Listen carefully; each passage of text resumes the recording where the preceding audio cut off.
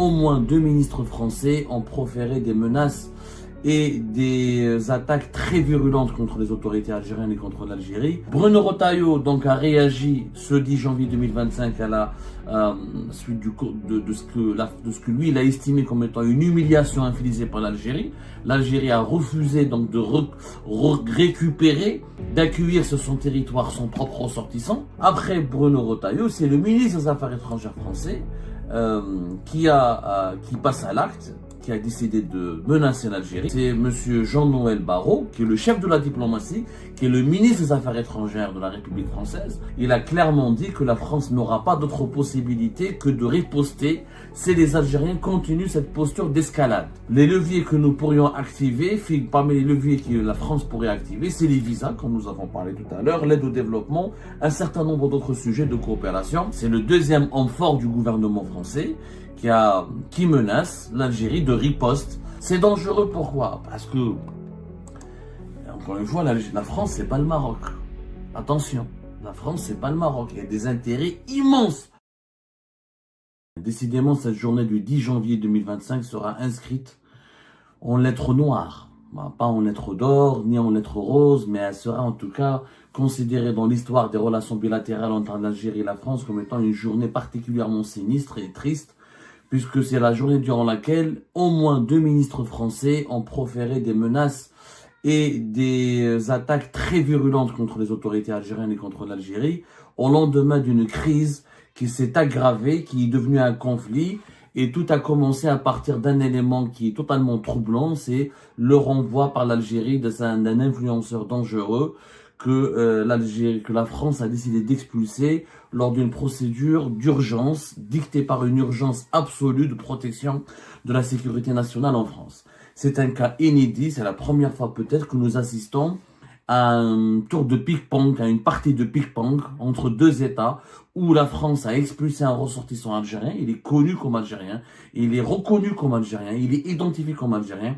Il n'a pas été encore jugé. Parce que cette affaire, on va vraiment s'attarder sur cette affaire, elle a beaucoup d'aspects juridiques très inédits, des aspects juridiques et diplomatiques et, comment dirais-je, politiques très inédits, parce que Boualem Naaman, l'influenceur algérien qui a défrayé la chronique sur TikTok avec des appels à la violence, au meurtre, et à commettre des meurtres et des assassinats et des actes de torture visant des opposants algériens sur le territoire français, sur le territoire algérien, n'a pas été jugé. Il a été expulsé avant même d'être jugé, alors que son procès était prévu le 24 février prochain. Les autorités françaises à travers le ministère de l'Intérieur en France, ou le ministère français de l'Intérieur, a estimé qu'il y avait une urgence absolue de l'expulser pour des raisons de sécurité nationale, pour protéger l'ordre public et la sécurité publique de la France. Bruno Retailleau donc a réagi ce 10 janvier 2025 à la suite de ce que lui il a estimé comme étant une humiliation infligée par l'Algérie. L'Algérie a refusé donc de récupérer, d'accueillir sur son territoire son propre ressortissant. Elle a renvoyé. Nous avons fait parler une source algérienne tout à l'heure. Nous avons le récit qui a été, les autorités françaises ont rapporté que les autorités algériennes auraient affirmé que ce monsieur fait l'objet d'une interdiction d'entrée sur le territoire algérien.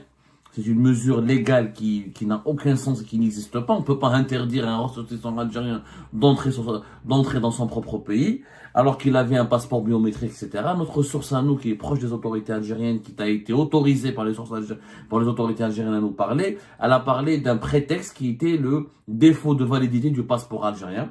On a creusé encore plus le sujet. On a des éléments juridiques et des éléments diplomatiques et politiques à vous communiquer sur cette affaire-là, d'Aboualem Naaman, qui est devenu clairement un objet qui est devenu un objet de controverse et un facteur aggravant les tensions algéro-françaises. Bon, en attendant, après Bruno Retailleau, c'est le ministre des Affaires étrangères français qui passe à l'acte, qui a décidé de menacer l'Algérie, clairement, c'est une menace directe de l'Algérie, c'est Monsieur Jean-Noël Barrot, qui est le chef de la diplomatie, qui est le ministre des Affaires étrangères de la République française. Donc c'est le chef de la diplomatie française et non pas le ministre de l'Intérieur comme Bruno Retailleau. Juste après Bruno Retailleau, en fin de journée, Jean-Noël Barrot, qui a été interviewé par une chaîne de télévision d'information en continu ici en France qui s'appelle LCI, il a clairement dit que la France n'aura pas d'autre possibilité que de riposter si les Algériens continuent cette posture d'escalade. Voilà. Les leviers que nous pourrions activer, parmi les leviers que la France pourrait activer, c'est les visas, comme nous avons parlé tout à l'heure, l'aide au développement, un certain nombre d'autres sujets de coopération. Le chef de la diplomatie française, Jean-Noël Barrot, a affirmé aussi qu'il était stupéfait que les autorités algériennes aient refusé de reprendre un de leurs ressortissants, dont le dossier est désormais judiciarisé en France. Donc c'est complètement des déclarations extrêmement dures. C'est le deuxième homme fort du gouvernement français qui menace l'Algérie de riposte. Et clairement, je redis ça, je répète textuellement ces déclarations. La France n'aura pas d'autre possibilité que de riposter si les Algériens continuent cette posture d'escalade. Les leviers que nous pourrions activer, il cite toujours le chef de la diplomatie française, Jean-Noël Barrot, les visas, l'aide au développement, un certain nombre d'autres sujets de coopération. Comme Bruno Retailleau, Jean-Noël Barrot a fait part de sa stupéfaction et il a été choqué et clairement bouleversé, on va dire, par l'attitude des autorités algériennes qui ont refusé de reprendre un de leurs ressortissants. Voilà.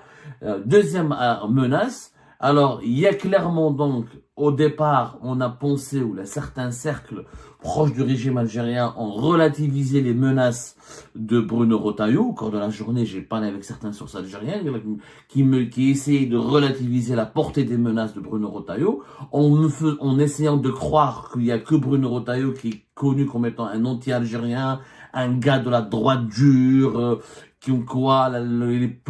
il a déjà, avant même de devenir ministre, il était très critique et très virulent à l'égard de l'Algérie. Il avait une grande animosité personnelle à l'égard de l'Algérie, que là, il ne fait que se venger contre l'Algérie. Fait que transposer dans sa politique au ministère de l'Intérieur son animosité ou sa haine contre l'Algérie. Au départ, les sources algériennes ont vraiment relativisé les menaces de Retailleau, pensant que ce qu'il disait, ce qu'il voulait faire, ce qu'il préconisait comme mesure, comme attaque contre l'Algérie, ne faisait pas l'unanimité au sein du gouvernement français et que Emmanuel Macron et les autres dirigeants de l'État français n'allaient pas le suivre ou n'allaient pas appliquer toutes ces recommandations à la lettre ou à la virgule près.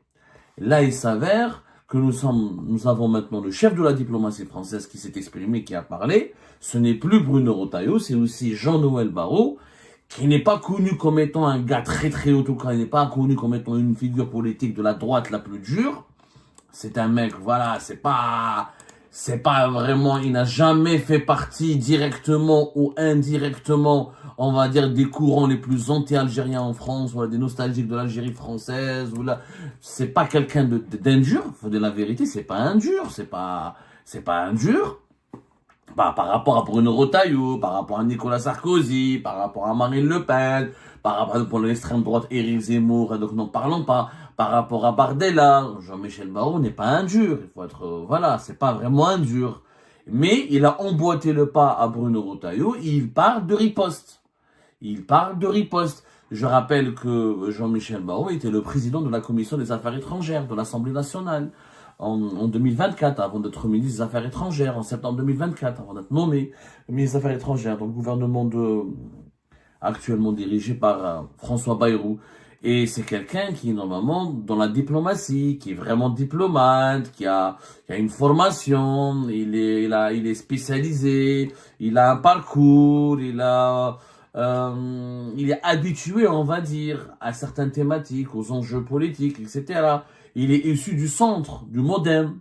Donc c'est la famille politique, une famille politique réputée pour sa modération en France. Ce ne sont pas vraiment, encore une fois, la droite dure, anti-algérienne, favorable, comment dirais-je, à ils sont favorables à la nostalgie de l'Algérie française, ou très complaisantes à l'égard du colonialisme, du passé colonialiste français en Algérie. Et pourtant, il a menacé aussi, aujourd'hui, de façon claire et nette et précise, le régime algérien, ce qui démontre, contrairement à ce que veulent faire croire les sources les plus proches du régime algérien, il y a une unanimité aujourd'hui au sein de l'establishment français, au plus haut sommet de l'État français, il y a de plus en plus d'unanimité autour de la nécessité de muscler le langage, de renforcer, d'aller dans une logique d'affrontement avec l'Algérie et de ne pas céder au coup que donne Alger à Paris. Aujourd'hui, il n'y a pas que Bruno Retailleau qui est bagarreur au sein du gouvernement algérien. L'ensemble de la classe politique française commence à se fédérer autour et à s'unir et à se rassembler autour de cette conviction qu'il faut désormais sanctionner, punir l'Algérie, la remettre à sa place, la rappeler à l'ordre et de ne pas se laisser faire face à l'Algérie. Alors qu'auparavant, en France, la classe politique était divisée. Il y avait un courant anti-algérien, clairement, un courant pro-marocain, clairement, y compris le centre et la droite, et pas dans la droite dure et l'extrême droite. Alors aujourd'hui, à cause de cette crise qui s'aggrave et à cause des attitudes et du comportement et des provocations, entre guillemets, parce que la France le vit comme étant une provocation, parce que tu reprends pas ton ressortissant qui a impliqué dans des appels à la haine, des appels à la violence, ça a été et des appels au crime, ça a été vécu comme une terrible provocation par la France. Aujourd'hui, toutes les courants politiques, peut-être à l'exception d'une partie de la gauche, d'extrême gauche, mais la majeure partie de toutes les composantes de la scène politique française et de l'establishment français sont en train de s'unifier contre l'Algérie. Ce n'est plus cette crise des influenceurs est en train de donner naissance à un conflit diplomatique et politique ouvert entre Alger et Paris. Donc il faudrait qu'à Alger, on révise, que les dirigeants algériens révisent leur copie. Ils n'ont pas comme adversaire uniquement Bruno Retailleau, parce que comment ils pensaient qu'il y avait un clan anti-algérien, Bruno Retailleau, Xavier Driancourt, certains membres, les figures de l'extrême droite française qui occupent aujourd'hui une place importante au sein de l'Assemblée nationale en France, certains conseillers de Macron, certains proches de Macron, pas du tout.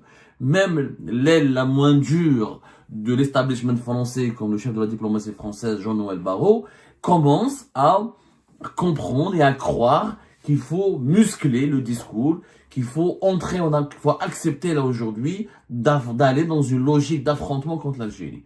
C'est dangereux, pourquoi? Parce que, encore une fois, la France, c'est pas le Maroc.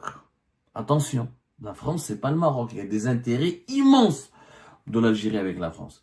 Il y a les biens des dirigeants algériens, il y a leurs familles, il y a leurs enfants, il y a les millions d'Algériens qui circulent entre l'Algérie et la France, il y a la densité des liaisons aériennes et maritimes, la densité des échanges économiques, des échanges humains, la question des visas. Il le dit clairement. Jean-Noël Barrot dit clairement que nous allons utiliser des leviers pour riposter, la question des visas, l'aide au développement et des sujets de coopération. Je l'ai expliqué tout à l'heure, les bourses pour les étudiants algériens, la formation des cadres et des médecins, des hauts cadres algériens, la coopération sécuritaire, la coopération dans pas mal de secteurs. Des programmes risquent d'être bloqués et des milliers d'Algériens seront impactés. Il y a au moins, rien que si les visas sont bloqués ou terriblement restreints, nous avons plus de entre 100 à 150 000 Algériens qui ne pourraient plus voyager librement et agréablement entre l'Algérie et la France. Elle est dans une logique, dans une optique de restriction partielle. S'il y a une restriction totale des visas, c'est plus de 200 000 Algériens qui pourraient plus voyager entre l'Algérie et la France. C'est une excommunication, c'est un véritable embargo. En plus, quand on affronte la France, il faut faire attention. Tu affrontes tous les autres pays de la communauté européenne. C'est tous les autres pays membres de l'Union européenne qui vont se solidariser avec la France. L'Espagne, l'Italie, l'Allemagne, la Belgique, toutes les institutions de l'Union européenne vont se solidariser avec la France. Donc le conflit Algérie-France pourrait devenir ensuite un conflit Algérie-Europe. Je rappelle que l'Europe, c'est plus de presque 60% de nos exportations et plus de 50% de nos importations. C'est le continent, c'est le marché avec lequel nous avons le plus d'intérêt, c'est l'entité diplomatique économique avec laquelle nous avons le plus d'accords et d'intérêts aussi. Donc, est-ce que, moi je me pose la question, est-ce que les dirigeants du régime Tebboune ont véritablement calculé leurs coûts? Est-ce qu'ils sont en train de peser le pour et le contre avant d'entrer dans un conflit, dans un rapport de force brutal, direct et violent avec la France?